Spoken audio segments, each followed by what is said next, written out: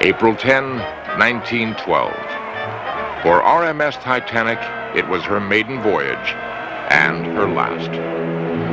Just 4 days later, the ship everyone thought was unsinkable sailed at full speed into the perilous waters of the North Atlantic. An iceberg loomed up out of the dark, slicing a huge gash down her side. She took 2.5 hours to sink. In the icy waters, 1,503 people died. Less than half that number were saved. Why did so many drown? Was the captain to blame? Or was this, the world's most notorious maritime disaster, a tragedy predestined in time?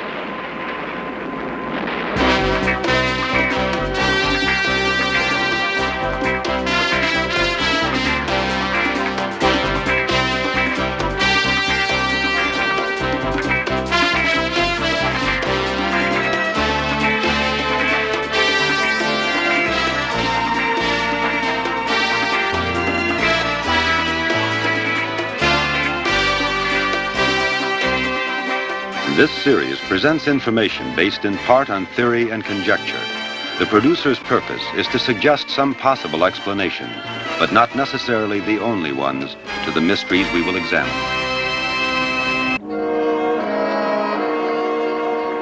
The precise point in the North Atlantic where the Titanic went down has never been satisfactorily located.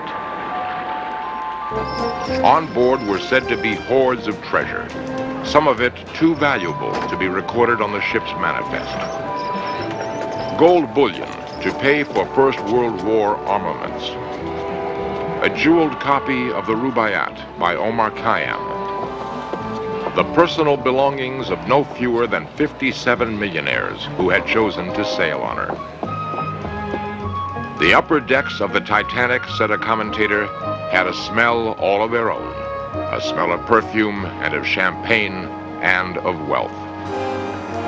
12,000 feet beneath the forbidding sea, she is a prize and a challenge that many men have dreamed of recovering. Yet her whereabouts remain unknown. In 1981, the Texas oil millionaire Jack Grimm went searching for her for the second year running. The search ship carried on board the most modern equipment that science could provide.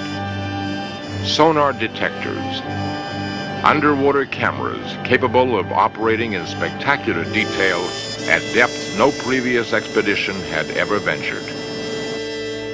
For so large a vessel to vanish without trace is just one of the puzzles that have fascinated naval historians ever since her fated voyage.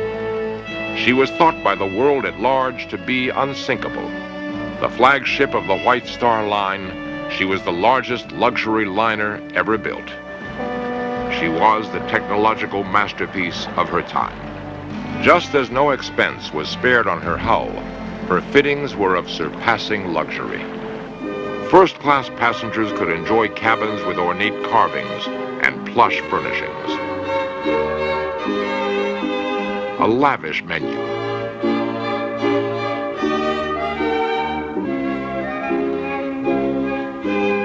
Silk sheets adorned some beds. A maid's room adjoined each suite. Nothing was too good.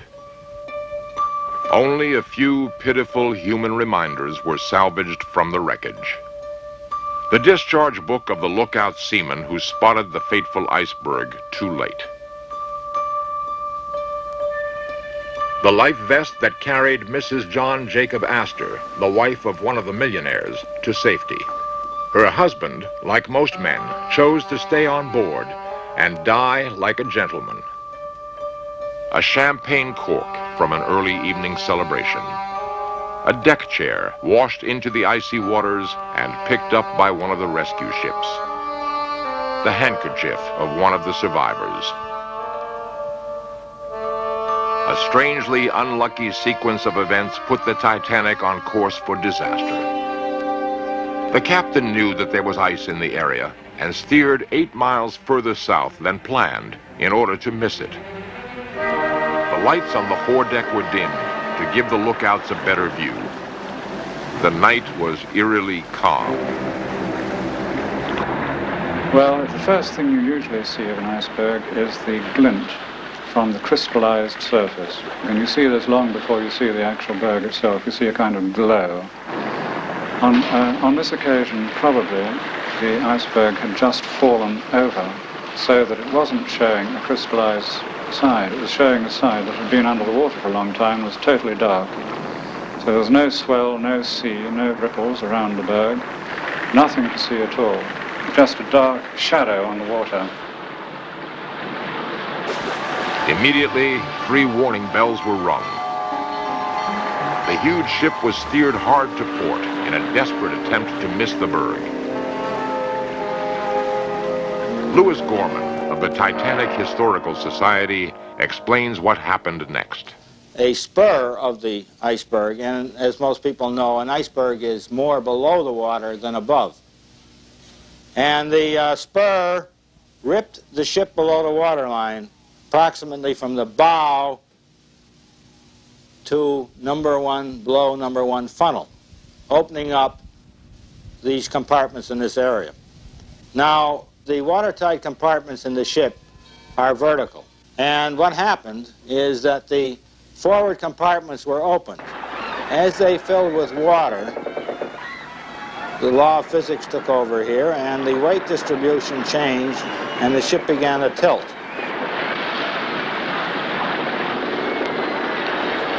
Had the ship hit the berg head-on, she would not have sunk.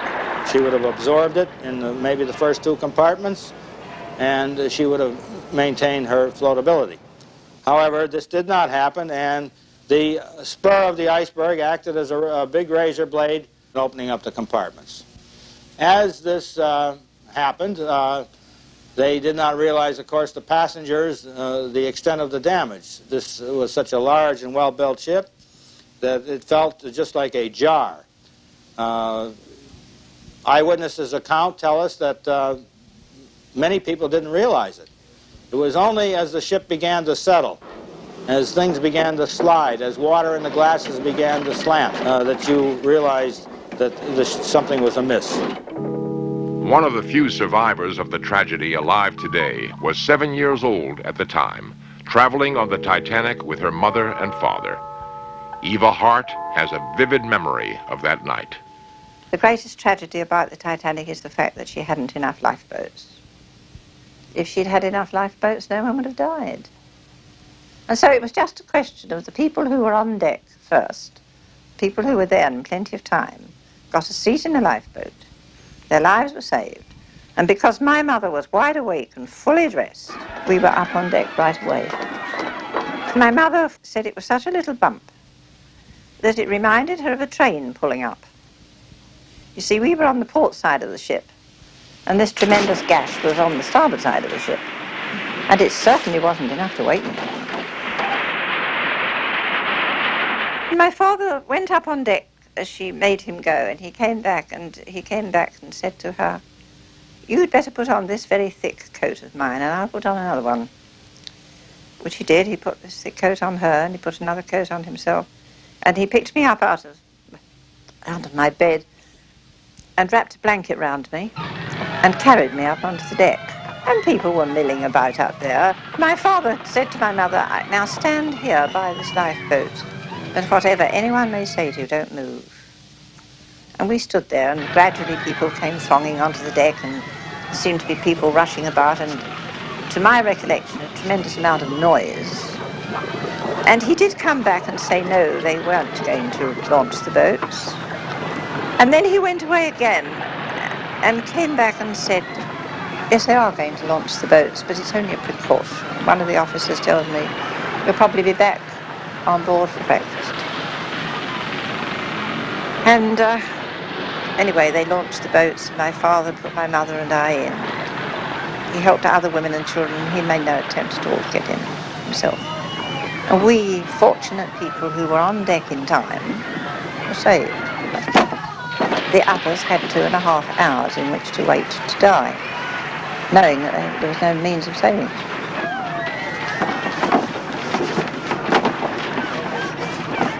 quite the most terrifying thing that I think, the thing that I can't even bear to think about now, is the sound of people drowning.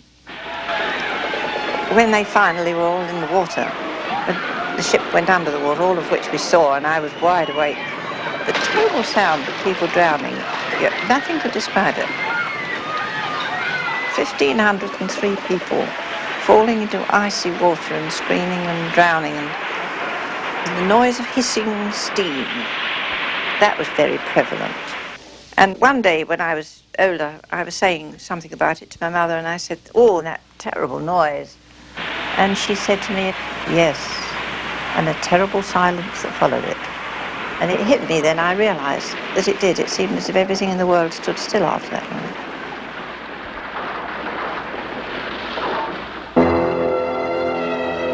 Gradually, the full and terrible extent of the tragedy became known. While mourners grieved, newspapers started asking questions. Who was to blame? Why were there so few survivors? The hunt for a scapegoat began. The world was stunned by the tragedy of the Titanic, and ever since, writers have tried to piece together the causes of the disaster. At an inquiry headed by Lord Mersey, vital questions were asked one by one. I understand the Titanic was engaged in a race to beat the speed record across the Atlantic. Is this true? She was not, as some people surmise, trying to break the speed record for the North Atlantic. She was not that fast. The Titanic received at least 4 warnings of icebergs in the area. Why did she ignore them? The fourth and most dramatic warning came about dinner time. This was of icebergs and growler ice right in the path that she was taking. Now, there's a lot of doubt whether this ever got to the bridge. At the time, the Titanic's radio officer was sending personal messages to the shore from the passengers, expecting to get ashore the following day, etc. And probably this message, this vital message, never got to the bridge. Everyone thought the Titanic was unsinkable. Why then did she sink? No marine architect would say such a ship is unsinkable. However, by the standards of design at the time, it was the best designed ship in terms of compartmentation and floatability. Knowing there was ice in the area, why did Captain Smith not slow down or even stop like other liners in the area? Quite simply because it was the custom of the White Star and most of the other crack transatlantic liners to get their passengers to the other side without stopping if they could avoid it. They did so because they knew that with a good lookout they could see icebergs, and unless the visibility was bad, they didn't stop. So the Titanic didn't stop, and it is only with hindsight that you might ask, why did she not stop or slow down? How carefully did the crew look for icebergs? Can they be charged with carelessness or negligence? In those days, there was no such thing as radar. The only procedure was extra lookouts. For example, in the forward lookout, 2 lookout men were set. All precautions that could be taken, apart from stopping the ship, were in fact taken. The lights on the foredeck were dimmed so they wouldn't dazzle the lookouts. The lookouts were warned to look out for ice. Every witness agrees that with enough lifeboats, every single person on the Titanic could have been saved. Why then were there so few lifeboats? The Board of Trade, which governed the life-saving accommodation on British ships in those days, believed that if she had enough watertight compartments, they needn't have enough lifeboats, needn't have more lifeboats than a certain minimum number. So, was no one to blame? With 1,503 people drowned, the inquiry had to come up with an explanation. The judgment was that a nearby ship, the Californian, had failed to come to the rescue quickly enough. Her captain, Stanley Lord, was censured. But ever since, there's been a fight to clear his name. Mystery still surrounds the part that the Californian played. Her radio operator, it is said, was asleep at the time. Her logbook shows she was stationary among the icebergs. Captain Lord was inexperienced in such conditions. But could she have seen the distress signals from the Titanic and failed to answer them? This was the crime for which Captain Lord was pronounced guilty. As the survivors bobbed about in their lifeboats waiting to be rescued, undoubtedly a ship of some sort approached. I saw a ship, which seemed to me to be quite close by, close enough to see all her ports and the lights on her deck, and definitely not moving. And it seemed so close, and I can remember crying for a long time and saying, why doesn't that ship come to us? It wasn't big compared with the Titanic, because she was very big.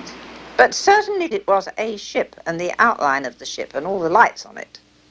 Not just some lights on the horizon. But was this ship the Californian? Peter Padfield, having examined the evidence from both the British and American inquiries into the disaster, thinks Captain Lord was made a scapegoat. To my mind, the evidence is conclusive. It could not have been Captain Lord, because when the Titanic sank, none of the lookouts or the officers on the watch of the Titanic could see any ships in the vicinity. Subsequently, while they were getting the boats down, a ship did appear, came towards the Titanic until she was as close as 5 miles and you could see her side lights, and then she turned and went away again.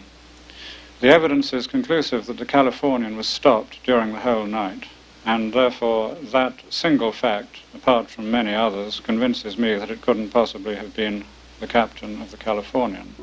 The dispute is basically about the relative position of the two ships. According to the inquiry, the Californian was no more than 5 miles away and should easily have seen the distress signals. But in the confusion that followed the collision with the iceberg, did the Titanic signals officer make a mistake? He worked out a position by dead reckoning, based on a star sighting 6 hours before.